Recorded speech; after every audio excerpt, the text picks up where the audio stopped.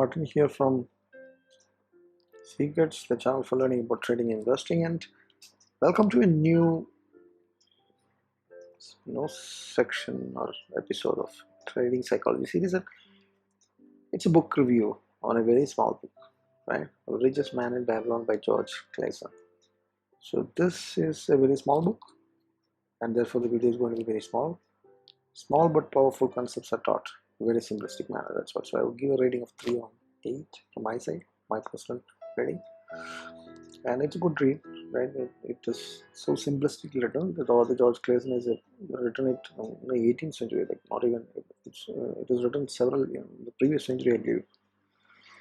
So and the story, it goes back to the Babylon years, and Babylon is 3,000-year-old city that got destroyed due to some reason, and that is one of the richest cities in the world, and so the book is written in a series of small stories of so few people who lived in that time, related to their culture and their things, and he's trying to give tips to the users to teach what's the art of learning. So very simple things are taught, but all of these simple things can be written as a complicated thing in multiple books or finance textbooks, right? But several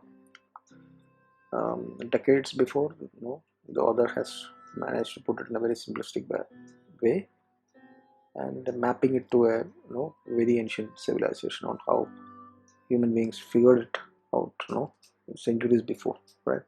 So essentially, finance and the money itself is believed to have been originated from this Middle East region, I believe. So, with the historic touch, a very simplistic, story kind of way, very critical, important financial concepts are taught. That's what this book is about.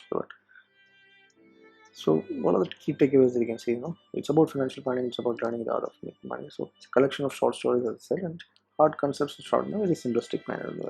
Now takeaway. These are the 5 key takeaways that 5 or 6 are there. Next slide, we have some more. The author very clearly says what is the need to save, right? What is the need of these SIPs in the modern world, what they call, why is it that we don't, what is the need for, why is that everyone does not become rich, right? Just because we don't have, so we always, so what he is trying to say is that everyone can save, even if he is a laborer or a daily wager or an employee or a salary or a rich, a high-paying executive or whoever it is. Every person, depending on what he is earning, can save a fixed amount. So what he says is 1/10 of his earning has to be kept apart, which normally we don't do. We always find some reasons not to save, just because. So why, this is all clearly mentioned there. Going back decades ago, this was the same problem, right? We do not know how to learn to live in our means, right? So we spend more than what we get, or we find n number of reasons to say that this is not adequate enough for me to find enough to save. But that is a key core of this entire book. Whatever be the earning, whether it is 1 penny or 1 rupee or 100 rupees or 100 crores, 1/10 of that, or a substantial fixed as per your comfort level. Some percentage of that has to be regularly saved, right, mandatorily, and that he's teaching the greatest lesson of compounding, right? The magic of compounding works when we start doing that mandatorily. And the second point is controlling the expenses, right? Living within means is the core, right?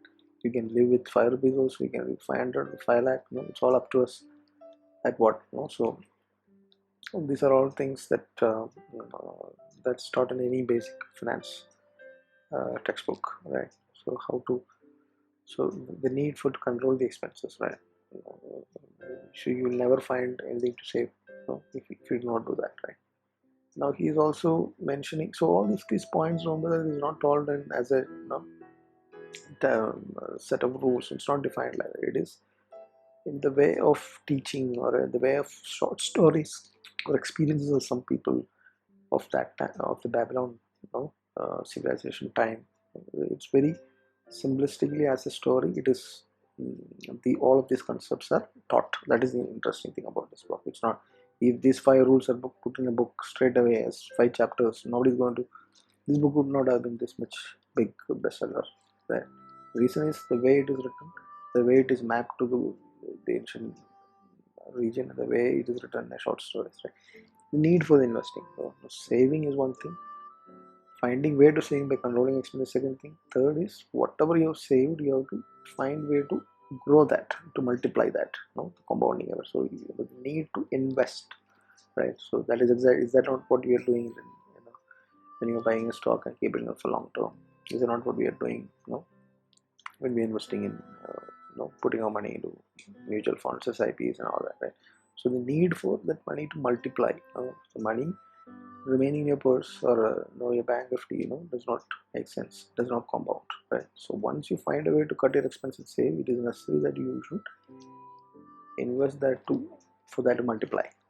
Now the fourth thing is, here it's about ensuring investment. Just putting the money into unsafe stocks, buying penny stocks, hoping that it will become multi-backers. Right? I'm trying to relate to what is happening in trading and investment. So ensuring that, ensuring the investment is making sure it is put at the right place and taking the advice from the right people before putting it. Those are all key things. Now the fifth concept that he is talking about is learning, and life is a continuous learning. Right? You need to reskill, redefine yourself. That is another thing. And so these are the key things. And in addition to that, actually I not put it here. There are two more concepts that you have mentioned. One is the luck is always favoring those who uh, uh, do action, right? That is also one of the key teaching.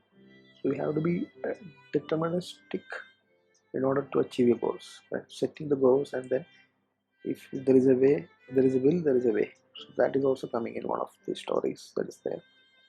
And so adding the two things that I mentioned, it's 7 concepts. In all, 7 takeaways are there in the book. And don't think that these 7 things are just put in the chapters. They are put and taught in the form of short stories to make it more interesting, right? So overall, you don't have big experience. The book itself is very small. Don't have it will cost 100 rupees something in Amazon. So don't have high expectations, right? See, it teaches you, very valuable principles of finance and financial planning and earning, saving, growth, all these things. But it is put it so that in the form of stories, so that is it gets stuck to your mind, and that is one of the powerful books that I would say. But don't have high expectation of some secret in investing or trading. There's no secret there. It's the same thing that you already know, but it is put in a different way. That's all. Hope it happy reading. Hope you would you may be interested to get and read. And if you're not subscribed, subscribe to the channel and share it to all others who may benefit from it. Thanks for watching. Bye. Happy trading and happy investing. Bye.